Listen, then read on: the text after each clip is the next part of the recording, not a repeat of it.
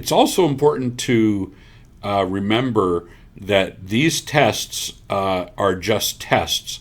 There are certain nuances to them, but visual inspections are also critical when I'm looking at electrical machinery insulation systems. And if I see, say for instance, a dry and brittle cracking insulation system, but it passes all the tests, what do you think, June? I'd say that's a red flag. Even if it passes electrically, brittle insulation is a future failure waiting to happen. So pairing test results with physical condition is key. No test beats a trained eye. Yeah, and this is something I'd run into in motor repair all the time, and that was that that we would do all the testing, and then the visual inspection it would fail miserably, and we'd go back to the client, the customer, and say, hey, it fails, it's failed.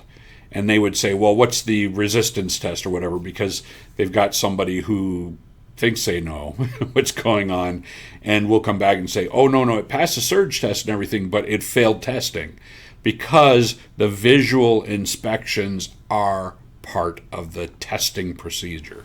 So when we're talking about testing, when I walk up to a machine, I don't blindly, well, especially when I'm in the field, right? So, if I'm in the field and I'm going to do, say, I'm going to pull out an Electrom or a AWA or whatever testing system I have, and I set it up on, say, a 4160 volt machine, and I'm getting ready to test, and I'm down in a motor control center without the motor in sight, there is a process to this. I need to have looked at the machine. I need to see if I can see if there's contamination and everything else. I need to see if there's anything that can cause problems for the testing. For instance, if there's a capacitor or surge suppressor or any of these other systems in place, lightning arresters especially. Right, June? Absolutely. Any of those extra components can skew the results or even be damaged. So you have to isolate the motor properly. And that visual check can save you from false readings or worse, accidental damage. In short, always trust your eyes before the megometer. Yep, and have been involved in some of that, have tripped a few surge capacitors and so on.